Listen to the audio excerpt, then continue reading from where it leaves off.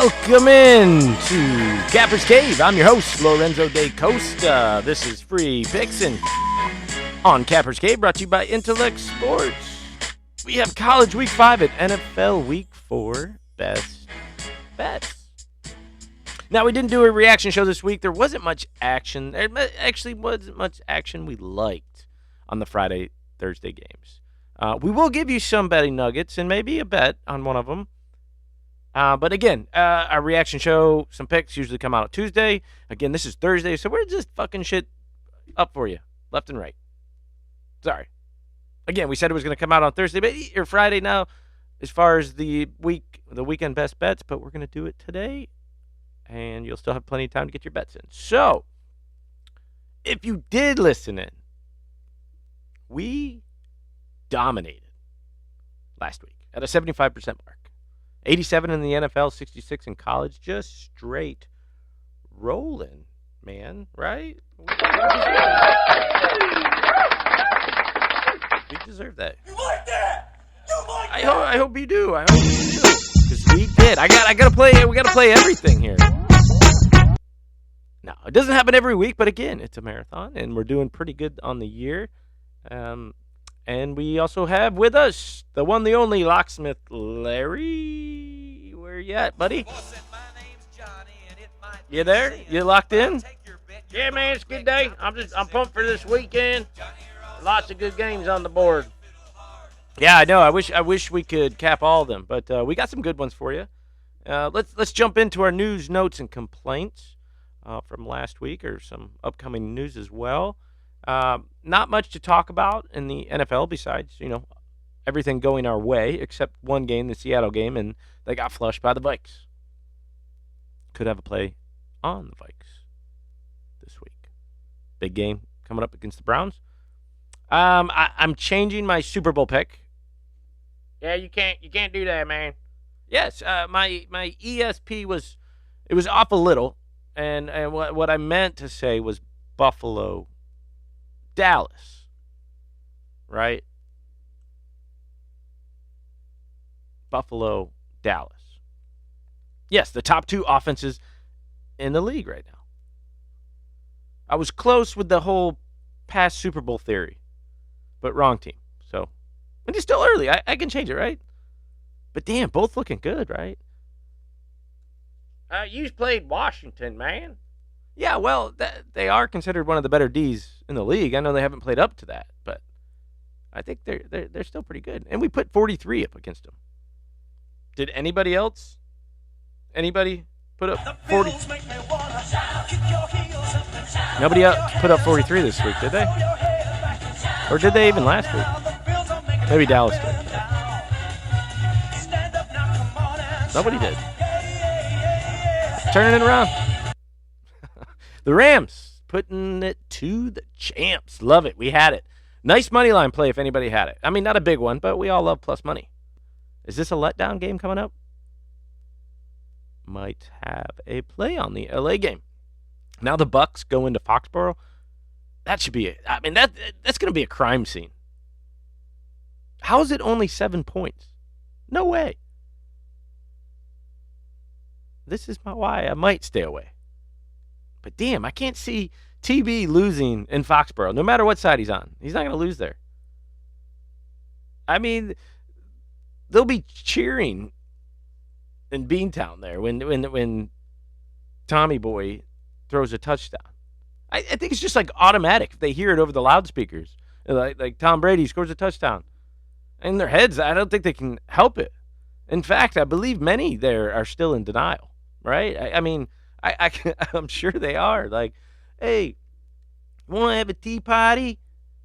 Yeah, that's a tea party. It's my Boston accent. I just spoke with Tommy the Great. He's coming to the tea party.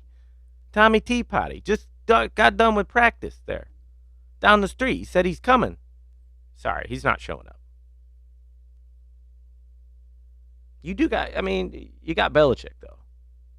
Again, though, proving our point. He's nothing without Tommy Tea Party. Tommy. He needs to retire.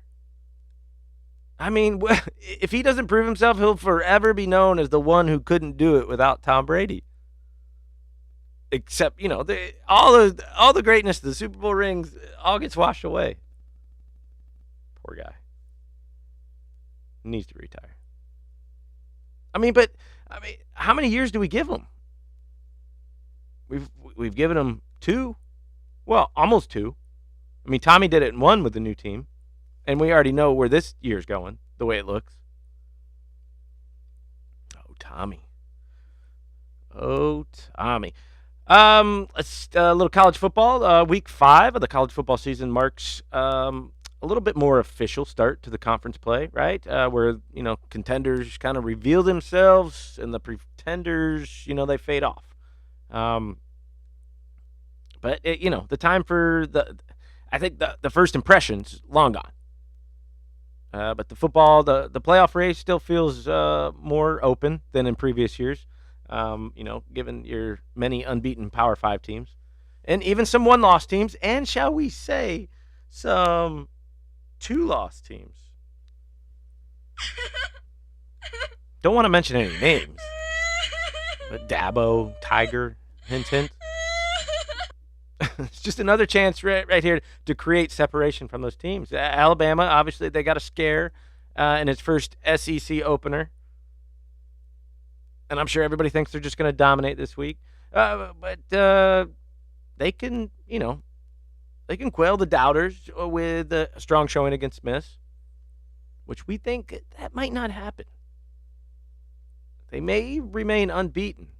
But Cincy now will attempt to earn a marquee win in South Bend, and we have bets on both. Good bets on both. They're always good here. They're always good. Anyways, through 4 weeks, is it quite possible that Georgia might be the team to beat in the SEC? And Larry here may have a play on it. Damn right they are, man, but I don't know. My dog fans are going to like my play. Well, I think I kind of know where you might be going, but we'll get into that a little bit. Without further ado, let's get into our picks. We are going to start with a Friday night game for you. It's a big pair of undefeated teams in the Big Ten. Iowa going against Maryland in Maryland. Maryland getting 3 points, over-under sitting at 48. Just like their records, these teams are pretty similar, but on opposite sides of the ball. Come on. Raise your hand if you predicted Iowa as one of the Big Ten's highest-ranked teams after 1 month. No one. All right, maybe a few of you in Iowa City, but that's it. The Hawkeyes, they do not play a pretty brand of football, which was on full display during their 24-14 comeback over Colorado State, might I add. They grade out as a bottom 15 offense in yards per game. But that obviously hasn't stopped them from averaging 28.8 points per game or being a defensive juggernaut each week. Now, these two teams, they've played like opponents with similar results. So the strength of the schedule is there. Everything's kind of matching up here. But if you're going to give me 2 alike teams, why wouldn't I take the home dog +3? And we will. It's Tua's brother, Tagovailoa, who has taken the job to another level. Underappreciated on a national scale over the first month. He's hitting 76% of his passes, averaging over 300 yards per game with 10 touchdowns and just 1 pick. He's been brilliant. The receiving combination, Dante and Rakeem, they've been dominant. They're humming on O right now. That's a sexual reference, but they are humming on the O, all over the O. Iowa might have, the same style or have a similar style in the system, but they can't keep it up with this Terps. I don't believe they will. This is a game of mismatched parts that comes down to just how much Iowa can maintain control and do what it does. And I would choose Iowa at home if that was the case. Terps scored enough to win their past games. If you look at the scores, and it doesn't look pretty. But they've almost put up 500 yards on both the Mountaineers and the Illini and had trouble. They just had trouble in the red zone, which I feel they're going to change that. That's going to be their main focus this week. They're winning games. But they have the talent to bury teams.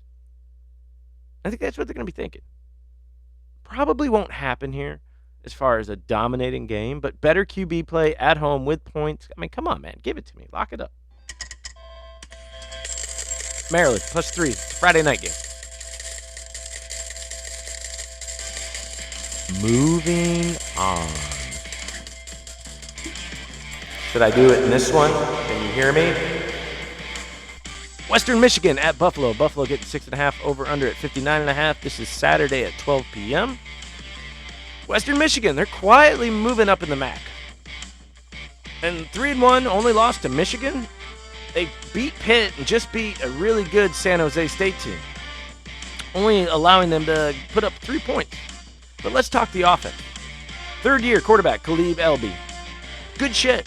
Third year. Only 4 picks in his career. Not a rocket scientist here. But this guy, he doesn't turn the ball over. Put up 337 yards against Pitt, 3 TDs. Had 2 dudes at running back that ran for over a hundo. 2 dudes on the receiving end that had over a hundo receiving. He has weapons. And they go up against a one-dimensional Buffalo team. Run, run, run. They lost some talent last year. And they could put up some big numbers. They have. They have this year somewhat against crap teams. But they've taken a step back, I think, from last year. And the odds know it, putting them at a TD home dog. This could easily be 2 full possessions at home if it was Western Michigan at home. This isn't a blowover game for Western Michigan. This is the MAC, and they need to win. Now, we would get a better price if Buffalo didn't keep it close with Old Dominion last week. Does kind of hurt us. But in their defense, they had a 2 to 3 scored lead most of the game. But if you're going to allow quick points to a team like Old Dominion and let them come back on you, then Western Michigan should wipe their asses with them. Or wipe the floor. They say wipe the floor with whatever. This will probably be a close game throughout, but it's going to come down to special teams and a turnover, and we believe Western Michigan is in a better position to win that battle and get the cover. Lock it up. Western Michigan -6.5.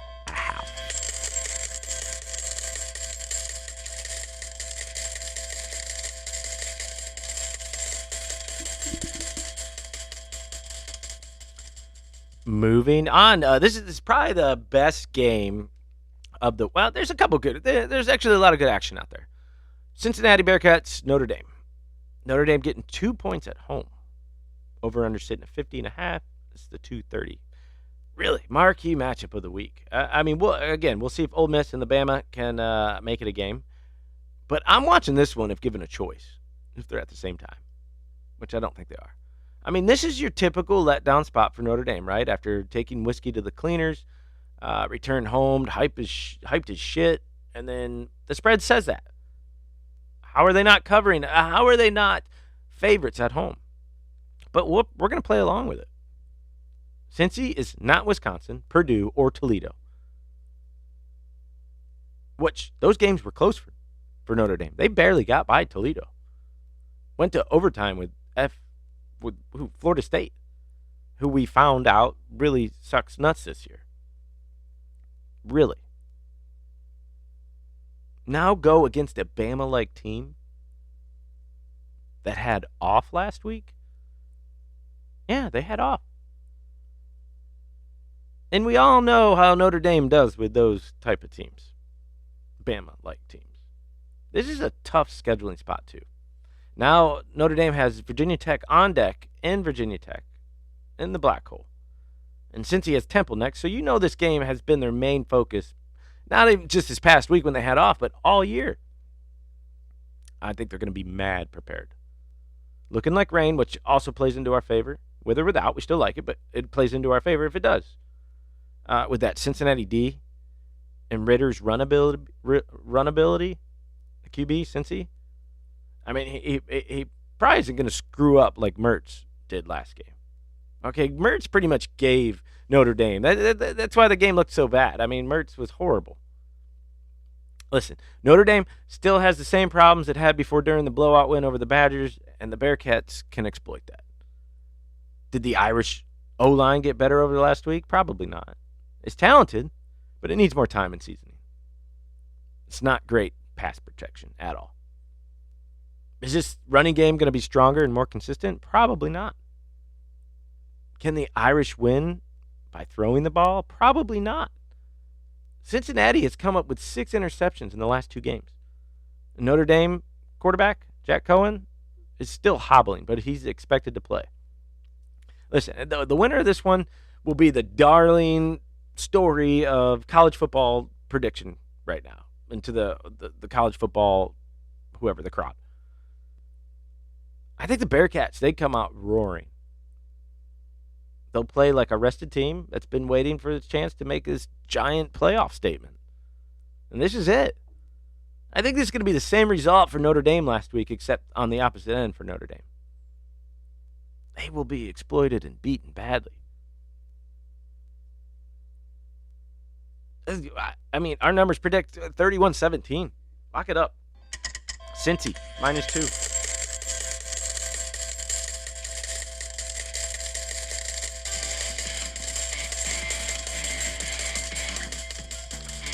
Let's jump over, not one of the bigger games on slate, Slooty this week, but we do like it, so we're going to put it on there. Troy Trojans, say that 10 times fast, versus South Carolina Gamecocks. Gamecocks, -7, over under at 42.5. Another one in the SEC, and we may have another one. Listen, Troy, we like them. We do. We like you guys. Decent team in the Sun Belt, but in the Sun Belt. Not in the SEC, in the Sun Belt. This is their 3rd road game in a row. They lost to UNLM, in which way they were favored by 23.5. Yeah, and lost. That could be considered a trap game last game. Okay, but you lost on an outright 20. I mean, that's just crazy. Crazy money line. But I can't see South Carolina off a tough loss to UK at home. Yes, they are rebuilding, but they have many positives. And they should be focused to get a win and cover at home. Strength of schedule obviously favors South Carolina. They've had to play Georgia, UK, and ECU. Apart from their home ground advantage, Gamecocks have the edge in several factors, including effectiveness on the ground. They've been strong defensively against the rush. And the Trojans have managed to run just for 75.3 yards per game, 127th in the country.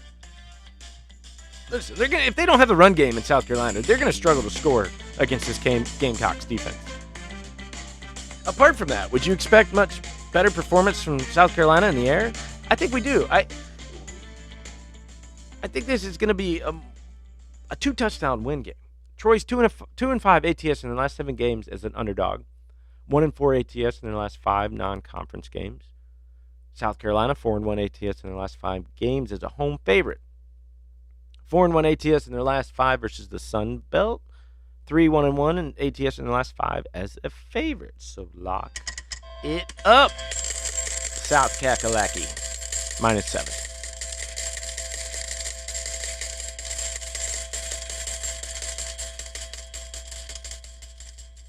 Mississippi, Ole Miss versus Alabama.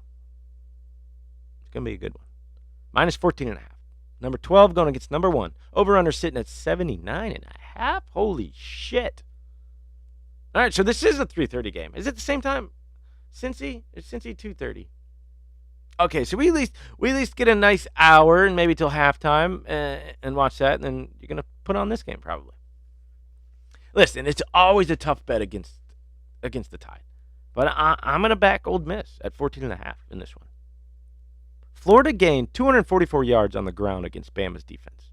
I think the Rebels can find a similar success here. They scorched Bama last year. Yeah, last year's Bama squad. They put up 43 points and over 600 yards of offense. Listen, we can say they have a better offense than Florida. And we could say Mississippi is better than last year. Heading into Week 5, Ole Miss is averaging 5.5 yards per rush attempt, which is 18th best mark in the country. Meanwhile, Bama is 58th in the statistics, allowing 3.9 yards per rush. But with that's with 2 cupcake games in their schedule. The Gators, when they finally had some competition, 5.7 yards per carry. And there's absolutely no reason we shouldn't read into these numbers. Ole Miss won't be able to replicate. I think they'll be able to replicate that. Finally, the Ole Miss defense might not be as bad as you think. It ranks 36 in the opponent yards per play at 4.8, which is slightly worse than Bama's 4.7. Rebels are 3-0, 1 ATS in their last 4 games overall. 4-0 in their last 4 games following a straight-up win of more than 20 points. They're 5-0 ATS in their last 5 games as a road underdog. Man, in the tie, they're 0-4 ATS in their last 4 games after allowing less than 100 yards rushing in their previous. This is a big one here. This is a big one. Listen to this. Mississippi, Ole Miss, they've covered this game 5 of the last 7 times they played. 5 of the last 7 times they played Bama. Take the points in a possible upset.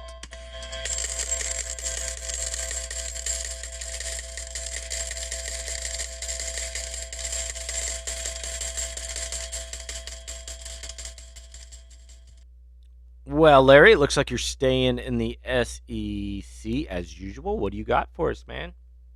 Well, man, like I said before, them Georgia fans ain't gonna be happy, but I'm sticking with the Razorbacks versus Georgia. I'm going to that game. Georgia's sitting at -18.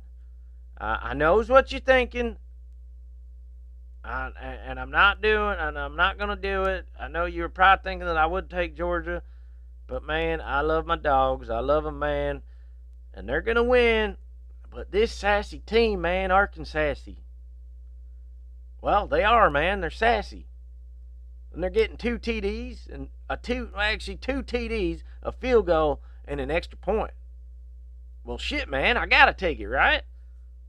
We may be good on D, but I don't think we've proven ourselves on our offense against any good teams yet, man.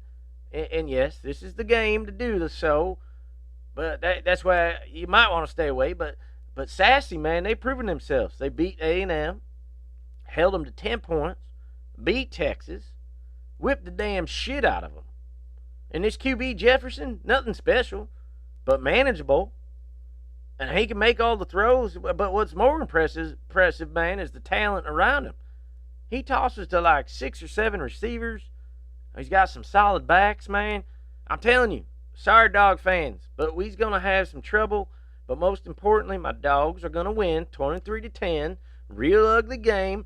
But you bet your ass I'll be watching with a 12-pack of some Blue Gales. Blue Gales, huh? Yeah, man, you know, Bush Latte. Bush Latte? You going to make me say it now? I think I got it. Yeah, man, Bush Light. Yeah. Quality shit, man. Yeah, shit is correct. Anyways, continue. Oh, well, that's about it, man. I hate to say, but I hate to say this, but I got to take the sassy, frassy Razorbacks. Yeah, and I do like your pick there. And it's probably going to be a win for you, but it's a win-win for you or any dog fans, right? If you're betting on it. I always like those. You win your bet, but you lose your game, but maybe you lose your bet and you win your game. Yeah, I really like to play in Arkansas, but I think this will be a challenge with that D. I mean, so we shall see, and I'll put them up on the board for you. I'm really proud of you, Locksmith, going against your team. Really proud. Yeah, man, it took a lot, but I know my dogs, man. Okay, well, there you have it. Thank you, Locksmith.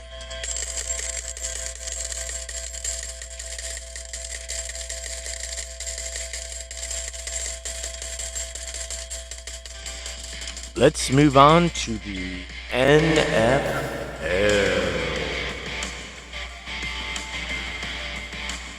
Carolina at Dallas. Dallas sitting at -4.5, over under at 50.5. Listen, I love this Carolina team. Love what they're doing. Love Coach Rule. Love the play of Darnold. But no Mickey this week.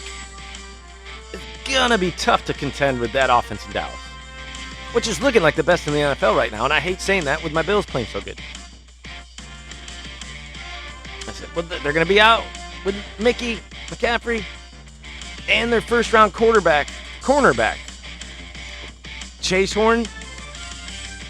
These are two huge losses on both sides of the ball. This Horn guy has been a nice number one round pick so far, first-round pick. And he could be out for a while. Listen, the boys' defense, Cowboys, they look totally different unit from last season. Thanks to new defensive coordinator, Dan Quinn. Cowboys D currently leads the NFL in takeaways through 3 weeks. And I look for that to continue in week 4. I think not having McCaffrey as a security blanket is going to force Donald to take more chances and chuck the ball downfield, thus more picks. Approximately 2, according to my ESPN predictor. Yes, I have one. Dallas should cover this by 2 or more possessions. So, quick pick here. Dallas minus 4.5 at home. Rolling. Well, let's move on to the next best team in the NFL. Next best offensive team. Still the best team. Houston at Buffalo. Buffalo minus 16.5. Largest spread on the slate this week. Huge spread. This even moved down a point already. And we love it. Not sure why it moved down. There's still no quality quarterback play in Houston. I mean, this is just going to get messy in Buffalo.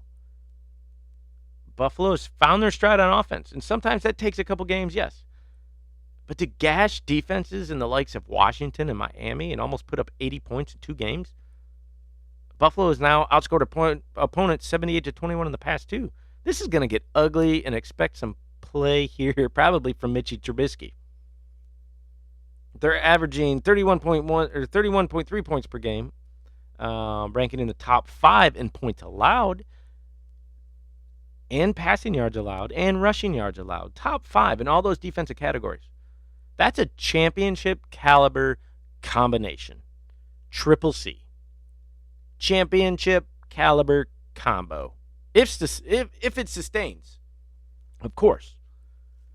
This also may be a revenge spot for Allen. His first playoff loss, it was a bullshit loss, a game in which they should have won. And this looks like rain. It may be a little chillier in Buffalo. It won't be this cozy Houston cozy dome that they play in. It's tough to play in this weather. It's the one reason the Bills chose a strong arm in Allen. Now they have a run game that stepped it up, and it's picked up with Moss now healthy. I mean, these boys are dangerous. Texans, 5-15 and 1 ATS in their last 21 games after accumulating less than 90 yards rushing in their previous. They're 1-5 in their last 6 games in October, 1-6 in their last 7 games on turf. Bills are 11-3 ATS in their last 14 games overall. That's a money-making team. 11-3 ATS in their last 14 games overall. It's huge. 7-2 in their last 9 as a favorite. 9-3 in their last 12 games following a straight-up win. So this is an easy lock it up.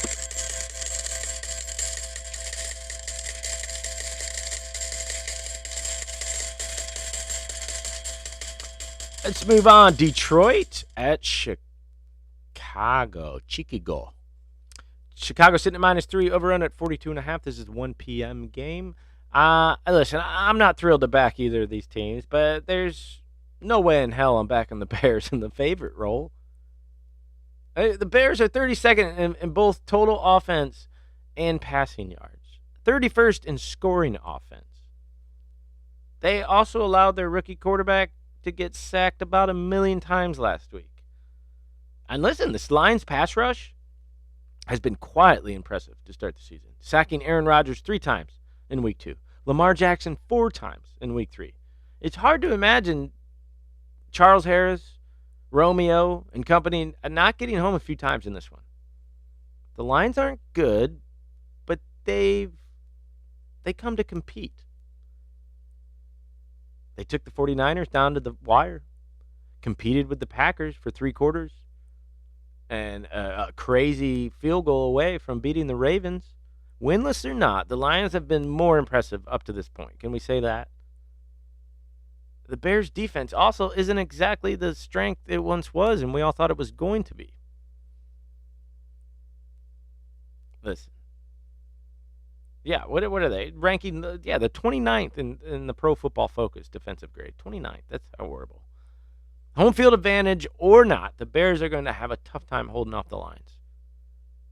And I like the play of Goff. He's played consistent.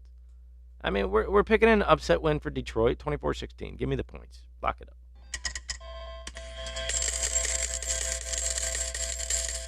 All right, Locksmith, you got a play for us in the NFL? Hell yeah, man. I hate to do this, but I'm jumping on them Jaguars, man. I'm going to be the one to predict the first win of the season. No, really? Yeah, man, Jags versus Cincinnati. Oh, shit, this is tonight's game, ain't it? All right. Bengals -7.5. I'm telling you, I'm jumping on them Jags. They may be 0-3 SU and ATS, but something's got to give, man. Now you've got a team that's going against a team that hadn't got a win all season.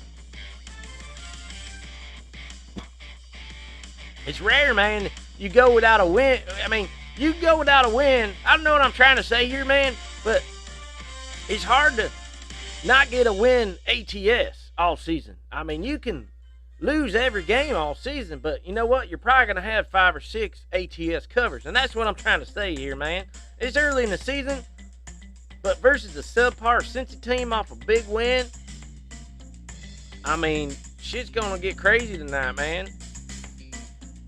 And you know they're hungry, man. For teams, man, are hungry as shit.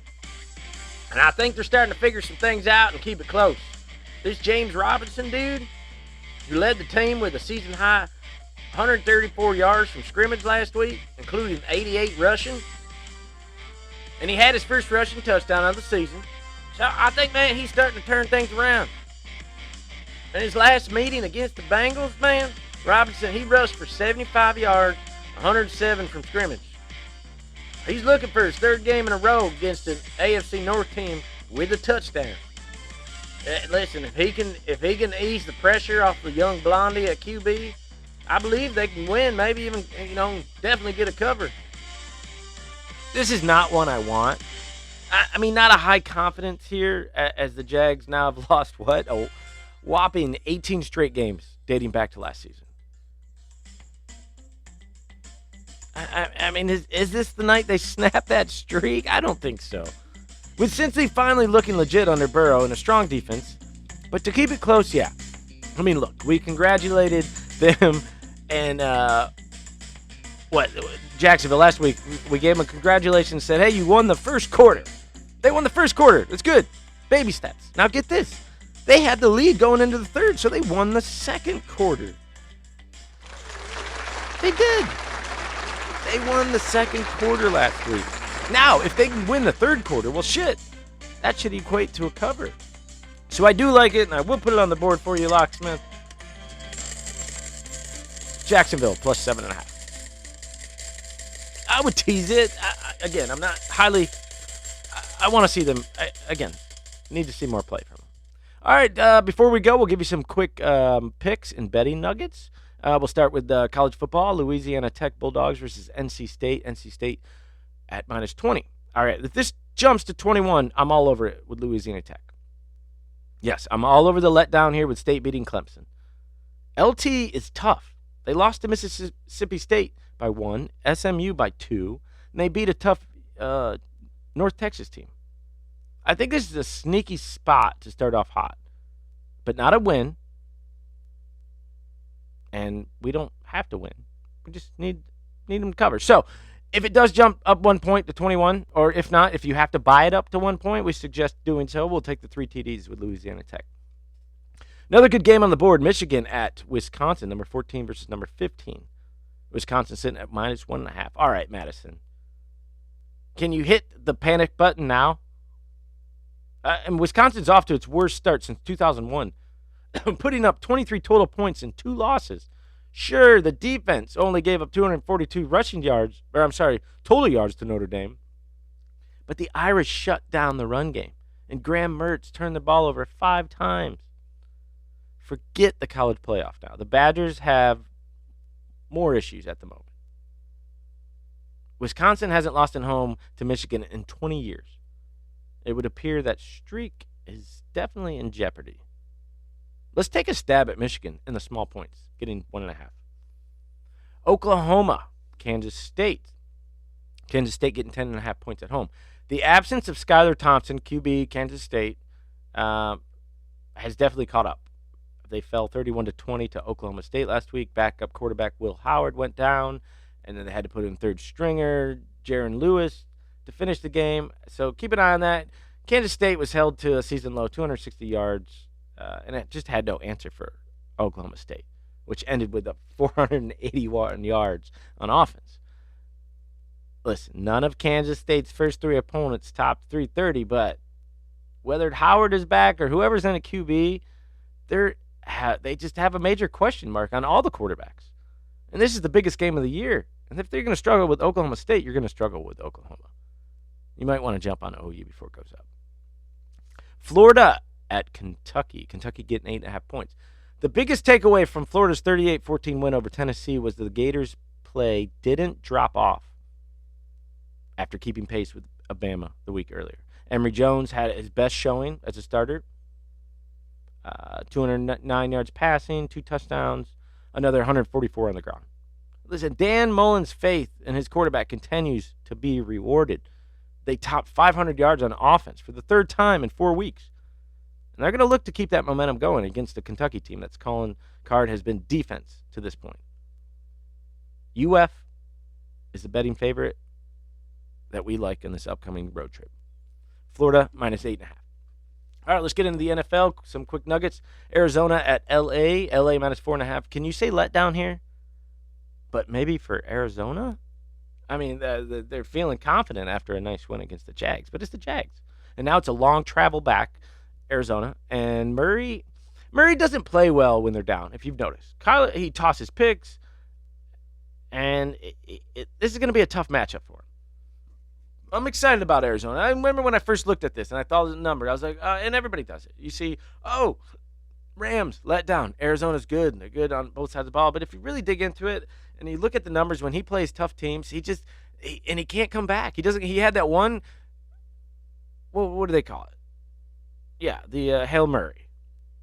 And that was it. That was his comeback. It had to be a Hail Mary. He doesn't have those nice drives. With 30 seconds left, he just can't do it. And now you're going up with one of the better defenses in the league, better teams right now? I don't think so.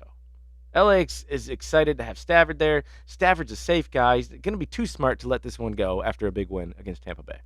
Small lean on the Rams, though. This should go down as the public will love the letdown spot. Tennessee at New York Jets. Jets getting 7. All I have to say is Tennessee versus Jets. Need us say anymore. Take the fucking Titans to win more than one possession game here. That's easy. Browns versus Minnesota, 2 points. The Browns are off to, again, a strong start. We all know that. They have a top 10 defense, second best rushing attack. Only loss was against a game that came down to the wire against the Chiefs. And the Vikings on the other side, they finally finished a game last week. But Cook is banged up a little, so keep an eye on that. Minnesota does still have a quality offense and can move the ball. Currently third in total offense. Quietly one of the better teams in the league. And this is one of the better games of this week. But pay attention to Cook's availability, as we do like the home dog. If he's in, we do like it.